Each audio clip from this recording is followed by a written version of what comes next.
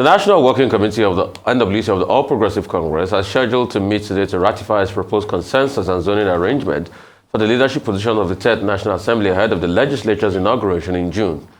The planned meeting followed the rejection of the ruling party's consensus arrangement by about 68 senators-elect from various political parties. The senator-elect had met from Saturday night up to the early hours of Sunday in Abuja and resolved to reject any compromise plan that could lead to the imposition of presiding officers on the upper chamber of the 10th National Assembly bill for inauguration on June 13.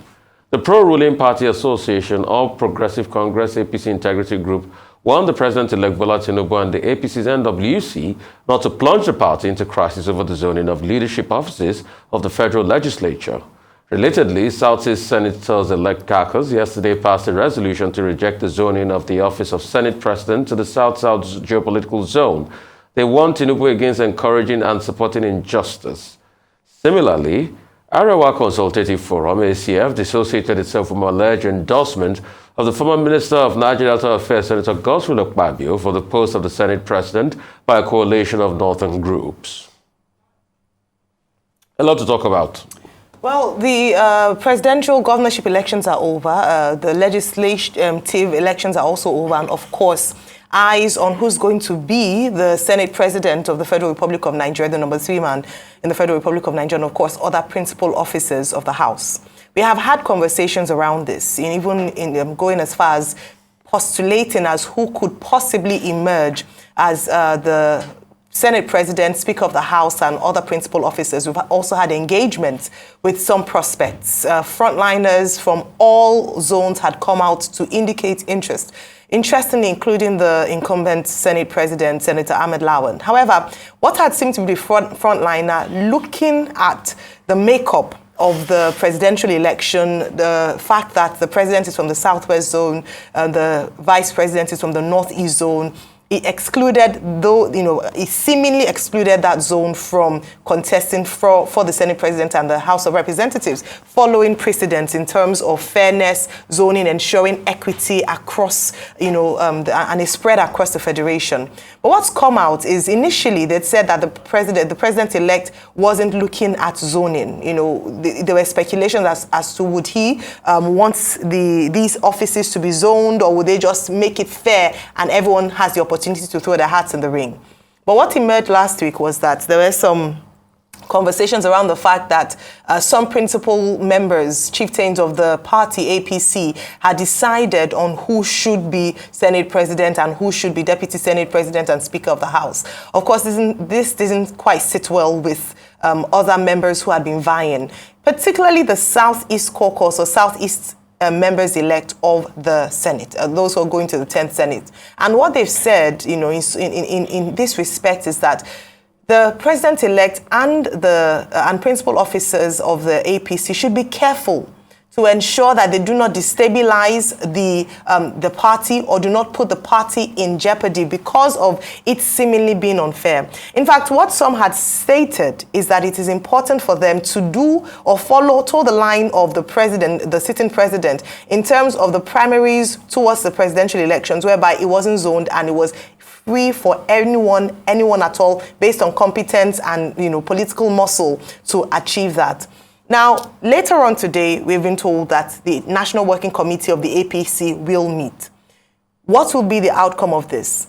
Is it substantive that the Senate President and the House of Reps Speaker has been zoned? If this is the case, what will then happen to conversations around the marginalization of the Southeast by the APC? In fact, what they've said is that it's not the President-elect, but the people around him who are acting. It wouldn't be a good look, because at the end of the day, there were contentions around the Muslim ticket, and they are hopeful that the appointment of the election of the Senate President would sort of appeal or appease those who are feeling aggrieved. So, Bati? A number of issues. One, at one level is law. What does the law say? Section 50, A and B of 1A and B of the 1999 Constitution says that members of the Senate and also members of the House of Representatives shall choose their leaders from among themselves. That's what the Constitution says. However, if you look at the political parties, whether it's the PDP or it is the APC, they have in their party constitution what they call party supremacy. Now, the party supremacy is not supposed to go into day-to-day, activities of government when government comes on stream. But what we have found in Nigeria here is that there's always a conflict between the interests of the party and what the law says, particularly with regard to legislative independence. And it is that same drama that is being played out in the APC at this moment. Last Friday, we were told that the president-elect had met, with the leadership of the party, at which a decision was reached to make Senator Godswill Akpabio the Senate leader, the Senate president, and Barau as the Speaker of the House of Representatives. And this is what, members of the party, the Integrity Group, for example, senators from Northwest, Northeast, and others, about 68 in total, the newspapers are reporting, are kicking against. They're saying the party should not impose, leadership. And these 68 members in the Senate, out of the total of 103, cut across party lines. So this is where the matter is, and the National Working Committee is to meet at 12 o'clock. What will happen at that particular 12 o'clock meeting will be about the party, trying to have its way. However, I think we should all be advised by history. Nigeria at this moment is in dire straits. There are very serious issues of the economy to consider that will require leadership from the executive and also from the legislature. Nigerians can ill afford a situation whereby we have a Senate or a National Assembly where there is a crisis, as a result of the choice of the leadership. It will be recalled that in 1999, the PDP then, in charge of the National Assembly, had wanted Chuba Okadigbo as Senate president, but the government of the day didn't want Chuba Okadigbo. Then Evans Enwenem was made, imposed on the Senate at that time, and Salisu Buhari was imposed on the House of Representatives. As it turned out, the presidency worked very hard to get rid of the Senate. Impeached Enwenem within 4 months. Yeah, that's the story. And then put in charge their own person, Chuba Okadigbo, senator, now of blessed memory. But within a short while, too, the presidency fought back and got Chuba Okadigbo removed. And Chuba Okadigbo was replaced by Senator Anyimanya. That was the time when the whole story came up about the banana peel in the Nigerian Senate. Look again at 2015, when the APC was in power, and you had that crisis with the emergence of Senator Bukola Saraki, who was not the choice of the party. There was the choice on the floor of the Senate. Well, of course, for the period that Senator Saraki was there, he and the executive did not see eye to eye. And even the executive tried to sabotage him as much as possible, causing a lot of distraction.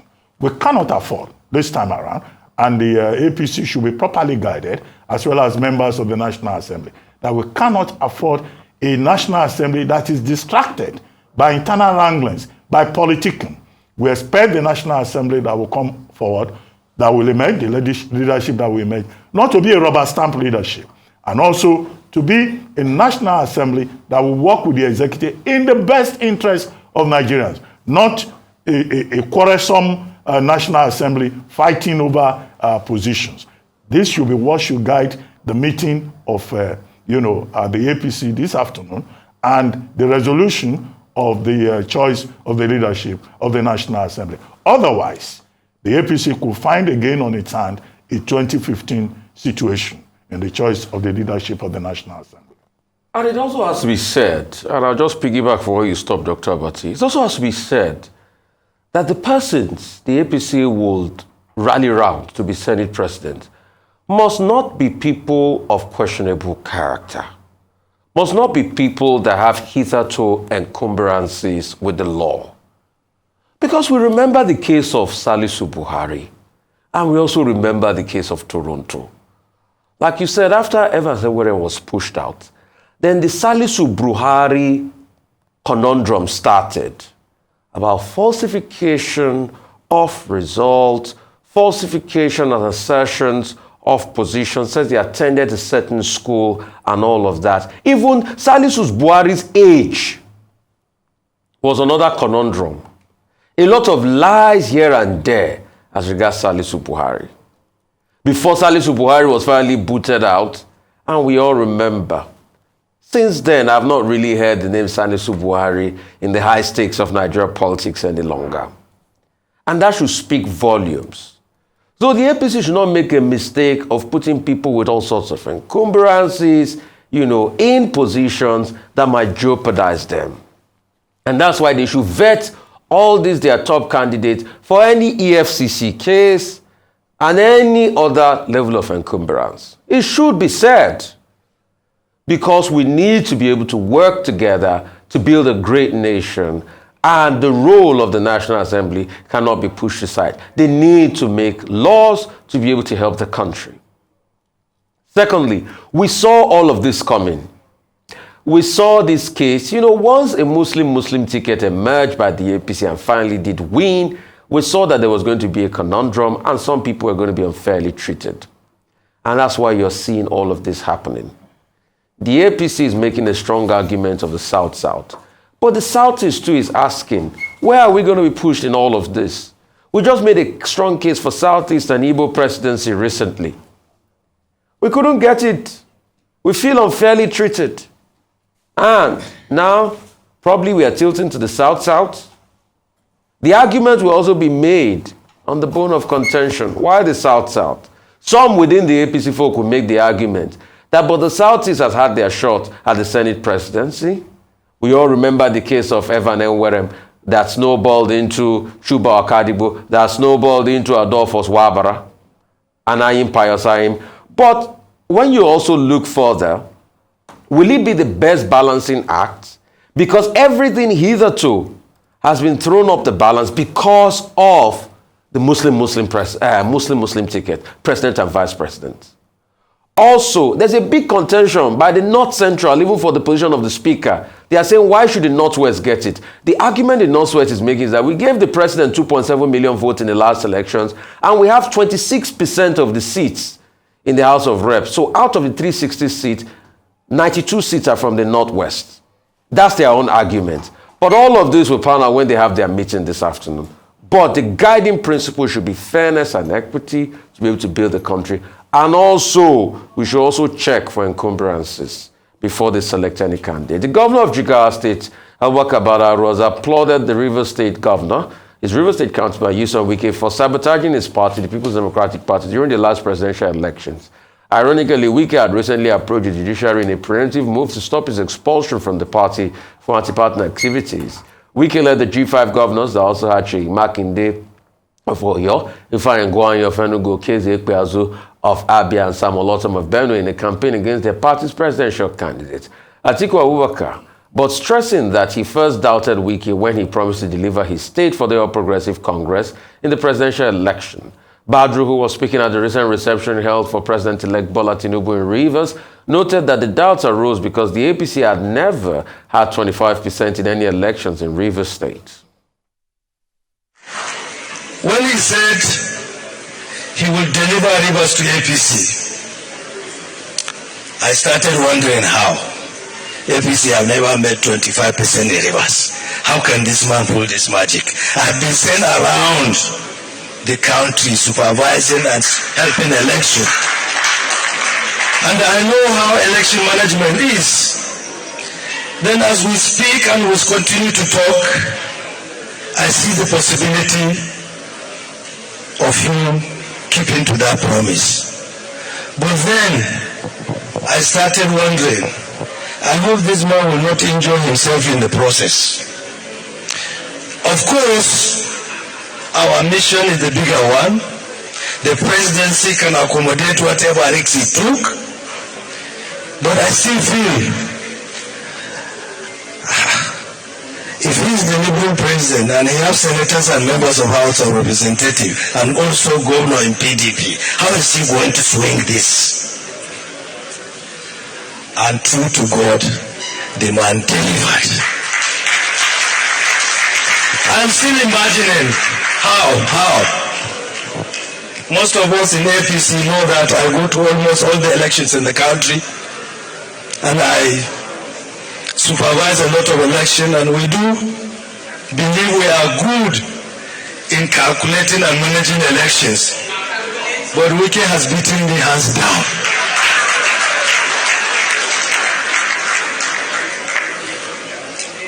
We thank you most sincerely for keeping to your words, for giving us that victory. And we thank you for yet inviting Daddy today for this occasion. Because I believe this will further cement the relationship between President-elect and the Rivers people. Right, a lot to talk about. Yes, a lot to talk about, limited time, but this video has been trending also the weekend, or at least since it was made by the governor, Abubakar Badru, where he was obviously thanking Governor Wike for the contributions that he made towards the APC winning for what should be the first time in Rivers State, at least since 1999. Going back to Governor Wike's statement prior to election, where he said that Rivers State had contributed significantly to PDP's votes in previous elections. And if you check it, he's quite true. He's quite right. 1999, 2013, 2017, except in 2019, and my maths might have been wrong somewhere along the line there, but except in 2019, where Kaduna had the highest number of votes for PDP during the presidential elections, Rivers State has consistently churned out for PDP. So what happened in 2023 to make such a significant difference, such that Rivers State was able to give the votes to APC as promised by Governor Wike? In fact, Governor Badru already stated in that video that he was quite surprised. In fact, he thought it an impossibility for this to happen. And if you look at the circumstances in Rivers State pre-presidential elections, you would understand his skepticism, or why he was skeptic about it. The first being that there was the third force, the rise of the obedient movement through the Labour Party. So that had been seen to perhaps even chip into the traditionally PDP state in Rivers State. Beyond that, APC wasn't quite popular in Rivers State at the time. But somehow, Governor Wike performed this, what could have been an impossible task of delivering the state to the APC. In normal situations, Governor Wike ought to write a book, How to Win Elections in Impossible Situations, because it should be a template for others who would like to follow that manual. But there are some inconsistencies that have been recorded, and I'm sure we'll talk about this later on, in terms of how he was able to deliver that state for the APC. Well, what Governor Badaru has done is the same thing that the president-elect did when he visited Rivers State to commission projects, a flyover and a magistrate court complex. President-elect Tinubu put it in an elegant manner by drawing attention to the fact that Wike fought a battle of principle. He thanked Wike for standing on the idea that power should rotate to the south, and that a northern president should not succeed another president. And that is the line that has been pushed by supporters of Wike, to say that this is a man that was fighting for equity, fighting for justice, but that the PDP decided to go against its own constitution by throwing open the presidential primaries conducted in 2022, where Atiku Abubakar, the Waziri Adamawa, won 371 votes, and Wike came second with just about 237 votes. And since then, Wike has been inconsolable. He led the G5 group. He kept insisting that even the chairman of the party should not come from the north. And the minimum condition for the G5 must be Iyorchia stepping down. It was on the basis of this that the G5 decided to support the PDP at the state level and oppose the PDP at the presidential level. So this is not surprising. Governor Badaru, following on the heels of President-elect Tinubu's thank you visit to Rivers, also now saying, oh, Wike promised to help them win the election. Well, if I were to use a Yoruba word, Governor Badaru just went further and dabarud the matter. That's a play on his name, Badaru, Dabaru. You know, well, those who speak Yoruba can work out the alliteration there. But because openly, it was just confirming that what Governor Wike did in Rivers State is anti-party activity. So it's now up to the PDP to take him up, now that the opposition that won is even praising him for sabotaging his own political party. Only in Nigeria will you find that kind of open declaration. And of course, there was no rebuttal from Governor Wike at that occasion. He has since gone to court, however, he himself having realized that he could be sanctioned by his own party by going to an Abuja High Court, Federal High Court, stopping the party, PDP, from either suspending or expelling him, and that nobody should take any action until the consideration of the originating summons before the court. So let's see how the People's Democratic Party will react to this latest development. And don't be surprised, Wike himself may come forward later and say, well, he was fighting for equity and justice. After all, he delivered the governorship position to PDP in the state. However, that in itself is disputed. The IREV portal of INEC is also saying something different from the results declared, the so-called 25%. But these are matters that will go before the election petition tribunals. I mean, if you are to fight for justice, then don't do injustice and don't be unjust. That is what has always been the mantra. If you are to fight for justice, then be somebody that seeks justice in everything. The question is, Governor Wike says he was fighting for justice as regards Southern presidency. That's why he went against his party. The big question we'd like to ask this morning is, if he was given the position of vice president to Atiku Abubakar, will he still fight for this justice? Because this was the same person, and I'm quoting Mr. Dino Melaye. Dino Melaye's word, not mine, that said Governor Wike kept on calling him, I think about 19 times, to ask, am I going to be picked for vice president? And when it became reality that he was not going to be picked for vice president, then he said he was fighting for justice. What we should also interrogate is the surprise of Governor Badaru of how Governor Wike did it. And how did he win? You see, that's why I asked a question.